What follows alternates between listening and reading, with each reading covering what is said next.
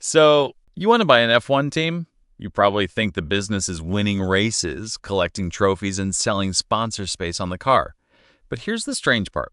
The team can finish near the back, burn through hundreds of millions, and still become more valuable. Because in modern Formula One, speed is only the show. Scarcity is the asset. The first problem is getting one. You cannot just buy land, build a factory, hire 2 drivers, and show up in Melbourne. Formula One is not an open marketplace. It is a closed grid. For years, there were only 10 teams, 20 race seats, and no easy way to create a new one from scratch. Cadillac became the 11th team for 2026, and even that happened only after years of pressure, technical assessment, commercial negotiation, and political resistance inside the sport. That tells you the first rule of the business. The most valuable part of an F1 team is not the car. It is the right to put 2 cars on the grid. This is why the numbers have become absurd. In the old Formula One, teams could be bought for the price of a luxury hotel. In the new Formula One, even the smallest teams are valued like major sports franchises. Ferrari sits at the top because Ferrari is not only a team, it is part of Formula One's identity. McLaren has turned from financial pressure into one of the most valuable teams on the grid. Haas is still the smallest team by valuation, and even Haas is worth more than many famous sports franchises. That means before you pay a single engineer, before you hire a driver, before you buy one carbon fiber part, the entry ticket can already cost more than $1 billion. And that is if someone wants to sell. Now we get to the question that actually matters. Where does the money come from? An F1 team has 4 main revenue streams. The first is central money from Formula One. The second is sponsorship. The third is manufacturer or owner support. And the fourth is the thing nobody sees on the income statement, asset appreciation. Start with the central money. Formula One earns from broadcasting rights, race promotion fees, sponsorship, hospitality, licensing, and other commercial activities. Then part of that money is paid back to the teams under the Concord Agreement, the contract that ties Formula One, the FIA, and the teams into the same commercial system. That agreement is one of the most important documents in the sport, and almost nobody outside the paddock gets to read it. It defines how the teams participate, how the sport is governed, and how the money flows. The exact details are confidential, but the basic logic is clear. Teams are not just racing for trophies. They are racing for a larger claim on Formula One's central revenue. Finish higher in the Constructors' Championship, and you usually receive more. Stay in the sport longer, build historical importance, and certain teams can receive additional benefits. Ferrari matters more than everyone else, not only because it wins races, but because Ferrari has been part of Formula One since the beginning. Formula One without Ferrari would still be racing, but it would feel like a casino without the tables. This is where Williams becomes useful to understand. Williams is not Ferrari. It is not the richest team. It has spent years trying to rebuild from the back of the grid, but Williams still owns something that cannot be easily recreated. A place in Formula One, a long history, a British engineering base, and 2 cars on a grid the entire world watches. Even when the results are bad, the franchise itself remains valuable because the grid slot is scarce. Haas shows the other side of the same equation. Haas entered Formula One with a lean model. It did not try to become Ferrari overnight. It bought as much as the regulations allowed from partners, kept the operation smaller, and survived in a sport famous for eating small teams alive. On track, Haas is rarely the center of the championship fight. Financially, it proves the point. You can be the smallest team, score limited points, and still hold an asset worth more than $1 billion because there are only so many doors into Formula One. So if you buy a top team, you are buying performance, history, stronger sponsor pricing, and a bigger claim on the sport's commercial machine. If you buy a backmarker, you are buying a smaller check, but still buying one of the rarest licenses in global sport. That brings us to sponsorship. Most people think sponsorship means selling stickers on the car. That is true, in the same way an airport sells coffee. Technically correct, not the real business. An F1 car is a moving billboard that travels through the richest calendar in sport: Monaco, Singapore, Las Vegas, Abu Dhabi, Miami. The car is on television, on social media, in paddock photos, in sponsor presentations, in hospitality suites, in the background of every billionaire's weekend. A sponsor is not only buying space on carbon fiber, they are buying association with speed, technology, luxury, danger, and global attention. A title sponsor can put its name on the team. Smaller sponsors take the side pod, the rear wing, the nose, the race suit, the helmet, the garage wall, the hospitality pass, the LinkedIn photo with the team principal. The inventory is everywhere, and because there are only a small number of teams, the inventory is scarce.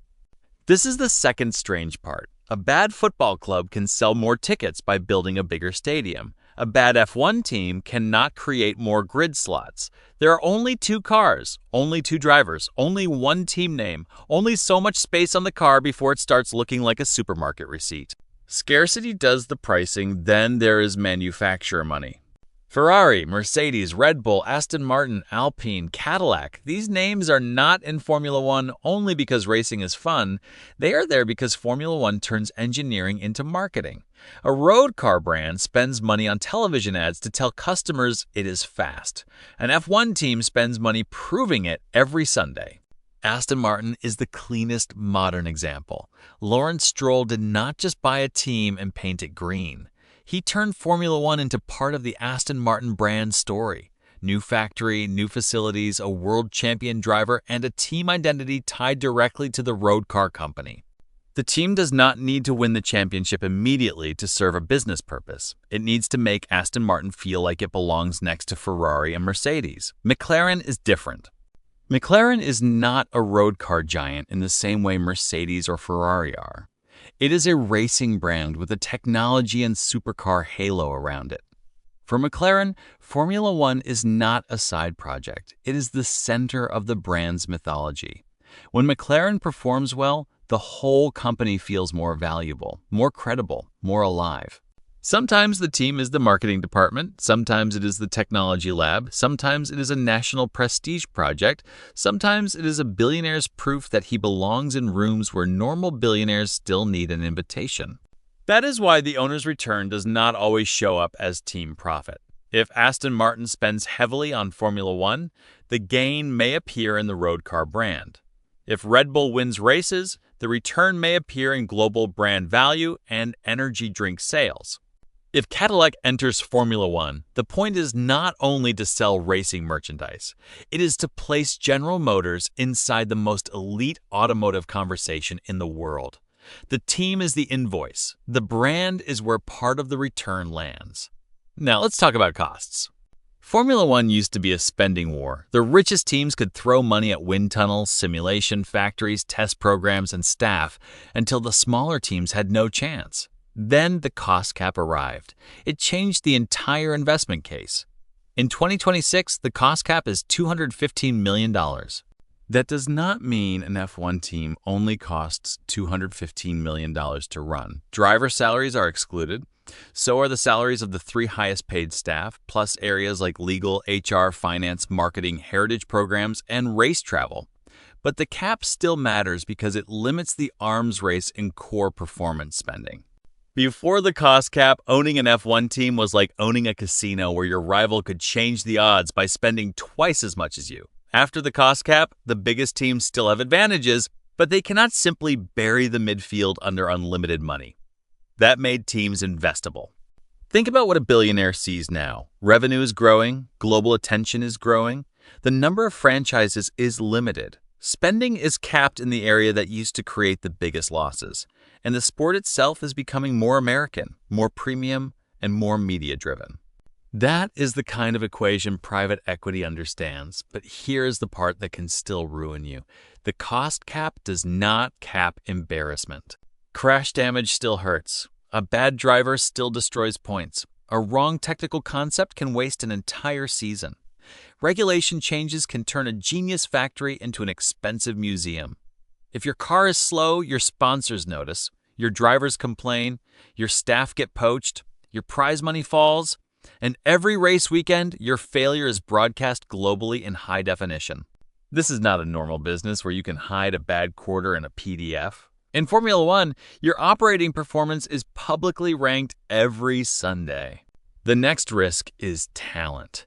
You are not just buying machines. You are buying people who can make machines slightly less wrong than everyone else. Aerodynamicists, strategists, mechanics, race engineers, data scientists, composite specialists, simulator drivers. The driver gets famous, the factory wins or loses the war. And the best people do not move cheaply. Even with a cost cap, a team still has to build a culture that makes brilliant people want to stay. If your technical director leaves, your car for 2 years from now may leave with him. If your strategy team panics under pressure, you can lose a podium in 12 seconds. If your pit crew fails, millions of dollars of engineering can be erased by one stuck wheel nut. That is what makes F1 different from most sports. In basketball, a superstar can carry a weak organization for a while. In Formula One, the superstar sits inside the organization's homework. Now step back. The business starts to look less like a racing team and more like a strange hybrid of 4 industries. It is a sports franchise because the grid slot is scarce. It is a media company because global attention is the product. It is a technology company because engineering creates performance. It is a luxury hospitality business because the paddock is where sponsors and billionaires meet. The race is the content. The paddock is the marketplace. That is why an F1 team can lose money and still become more valuable. A normal company is valued on cash flow. An F1 team is valued on cash flow, scarcity, strategic value, brand power, and the belief that someone richer will want the same grid slot later. This is the same logic that changed American sports franchises. For years, owners complained that teams barely made money. Then one day, everyone realized the team itself had become the trophy asset. The annual profit mattered, but the resale value mattered more. Formula One is now moving through that same phase, only with engines, carbon fiber, and sovereign wealth funds walking through the paddock. Time to pull it all together and answer the actual question. How much money do you make if you do this right? Scenario 1. You buy the smallest team on the grid, Haas. The price is around $1.5 billion to $2 billion. Annual revenue might be in the low hundreds of millions. If the team is efficient, sponsored, and not constantly last, it can produce a small operating profit. Maybe $10 million, maybe $30 million, maybe nothing in a bad year. On cash flow alone, this looks ridiculous. You do not spend $2 billion to make $20 million a year. That is a 1% return before headaches. You could buy government bonds and sleep better, but that is not why you buy it. You buy it because if the sport keeps growing, your $2 billion team might become a $3 billion team before it ever becomes a great racing team. The profit is not the dividend. The profit is the scarcity premium. Scenario 2. You buy a rebuilding team. Williams. You are not buying current dominance. You are buying history, infrastructure, staff, a loyal fan base, and the possibility that one good regulation cycle moves you from invisible to dangerous. The cash flow may not impress anyone, but if the team climbs from the back to the midfield, the valuation can move faster than the trophies. In F1, the financial jump from 8th to 5th is nice. The brand jump from irrelevant to dangerous is much bigger. Scenario 3. You buy a serious contender. Think McLaren or Aston Martin. The price is several billion. You have real sponsors, real facilities, serious drivers, global brand power, and occasional or regular podiums. Revenue is stronger, prize money is better, sponsor pricing improves because the car is no longer invisible after lap 3. At this level, the team is not just participating in Formula One, it is using Formula One as a platform. Scenario 4. You buy an institution, Ferrari, Mercedes, Red Bull. Now you are not really buying profit. You are buying one of the pillars of the sport. These are not just racing operations. They are global entertainment properties with factories attached. If you own one of these, you do not sit at the end of the paddock hoping someone notices you. You help shape the sport. Sponsors come to you. Drivers call you. Broadcasters need you. Regulators listen differently. The team becomes leverage. So, should you buy an F1 team? If you want clean cash flow, probably not. The numbers are too large, the risks are too public, and the sport can punish arrogance faster than almost any business on earth. But if you want one of the rarest sports assets in the world, a media platform with global reach, a sponsor machine with engineered scarcity, and a seat inside the most expensive traveling business club on the planet, then the math starts to make sense. An F1 team does not sell speed. It sells access to the people who can afford to watch speed from the other side of the rope.